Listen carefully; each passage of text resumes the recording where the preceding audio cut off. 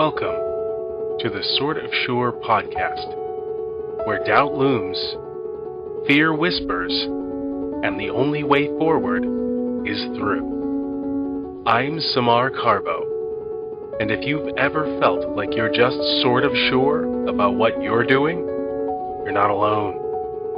This is where we face the uncertainty, push past the hesitation, and keep going anyway. So take a breath, step in, and let's move forward together.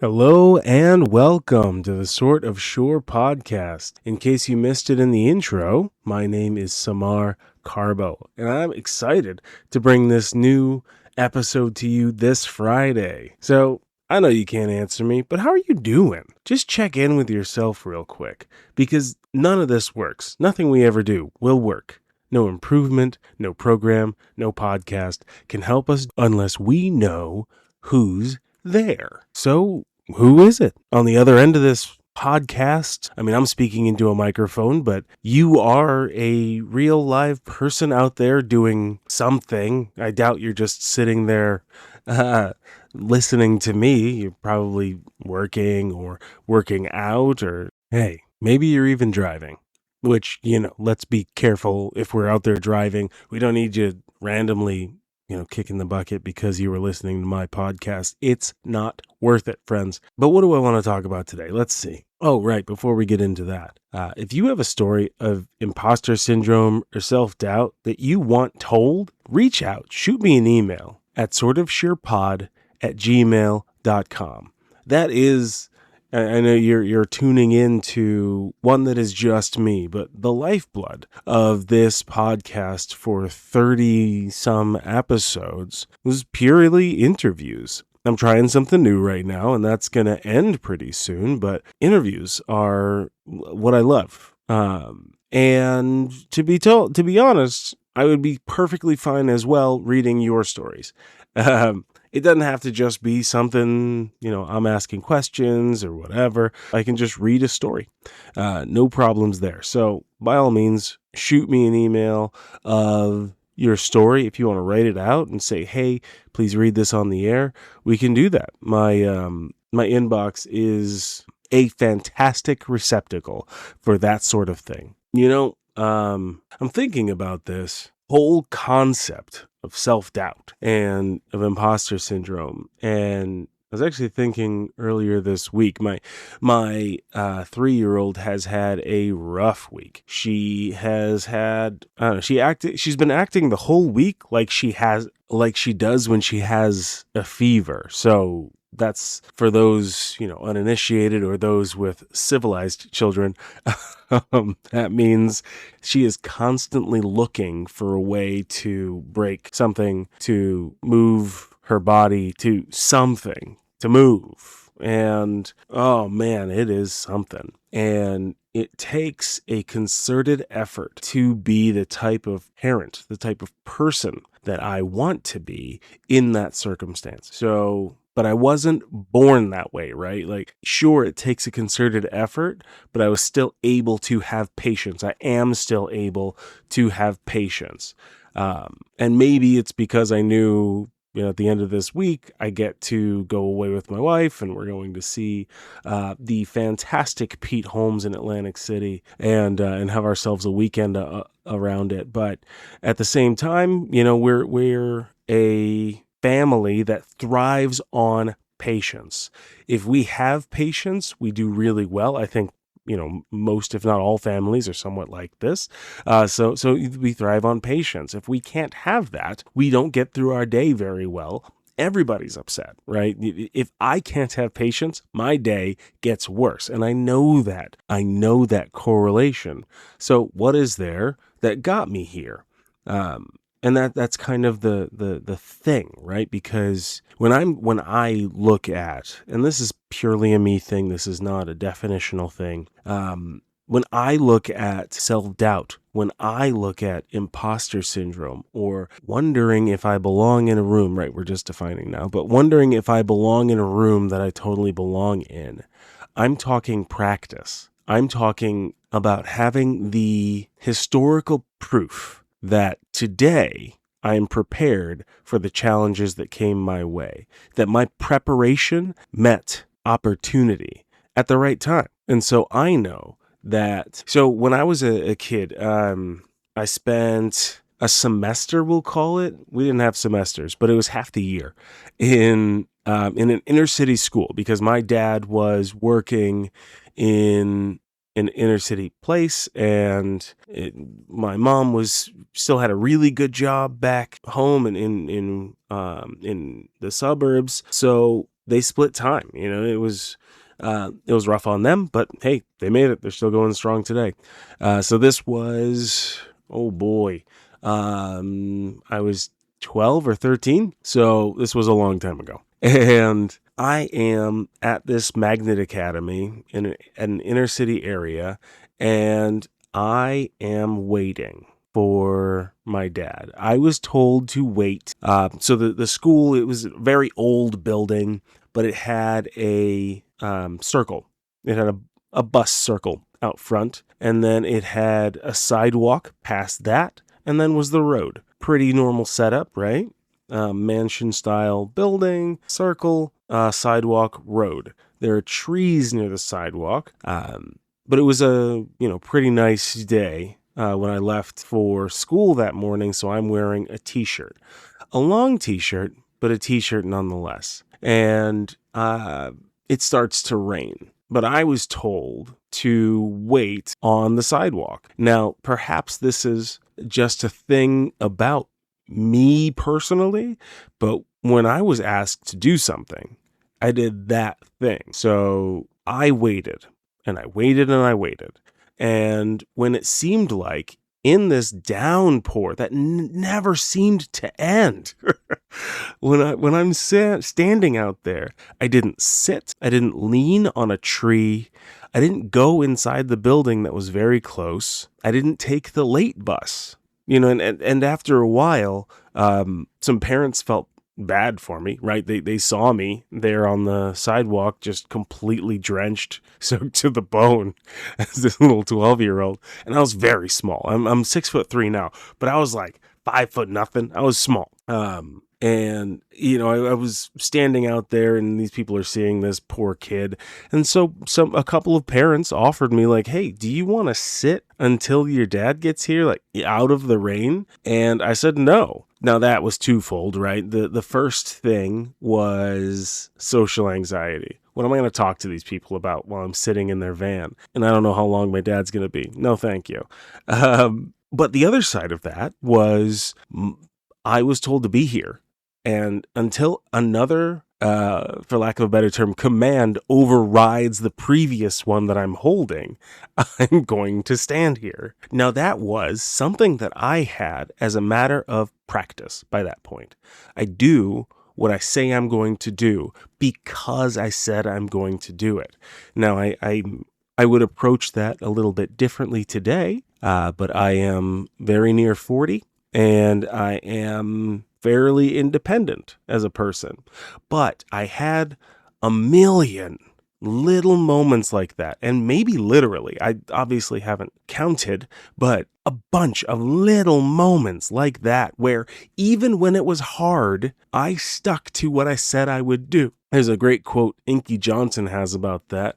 I'm going to butcher it here because you would hear the little clicky clack of my keyboard if I looked something up. So I don't look anything up while I'm on the podcast.